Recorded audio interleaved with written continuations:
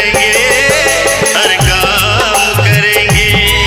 श्री राम जहाँ होंगे हनुमान वहाँ होंगे, दोनों जहाँ होंगे वहाँ कल्याण करेंगे, हर काम करेंगे। श्री राम जहाँ होंगे। एखन अपने सब सुन रहल छी मैथिली म्यूजिक धमाका।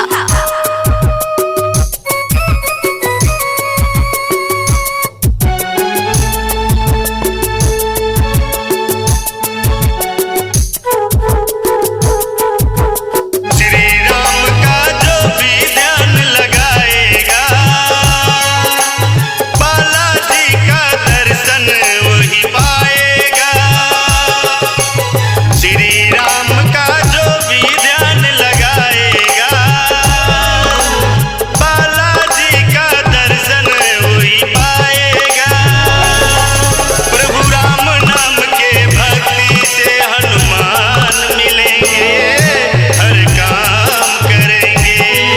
श्री राम जहाँ होंगे हनुमान वहाँ होंगे, दोनों जहाँ होंगे वहाँ कल्याण करेंगे, हर काम करेंगे।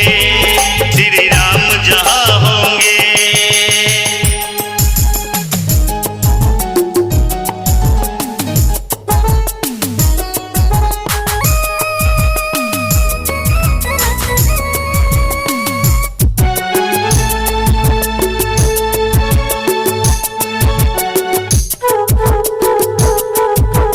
भैरव बाबा पृथ्वीराज के शक्ति से संकट कट जाते बाला के भक्ति से। भैरव बाबा पृथ्वीराज के शक्ति से संकट कट जाते बाला के भक्ति से। मुश्किल सभी को बालाजी आसान करेंगे, हर काम करेंगे। श्री राम जहाँ होंगे हनुमान वहाँ होंगे, दोनों जहाँ होंगे वहाँ कल्याण करेंगे, हर काम करेंगे। श्री राम जहाँ होंगे।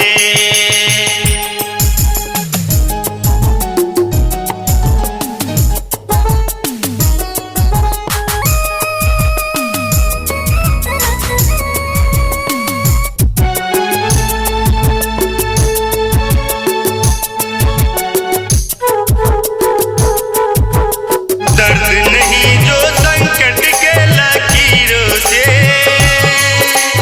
बंध जाते यहाँ आकर वो जंजीरों से।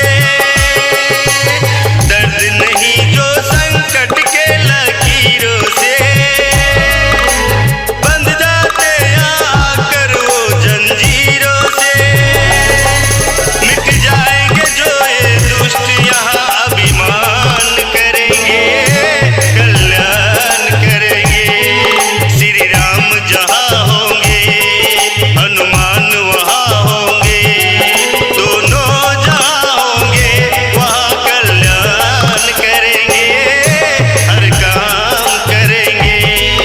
श्री राम जहाँ होंगे हनुमान वहाँ होंगे, श्री राम जहाँ होंगे हनुमान वहाँ होंगे।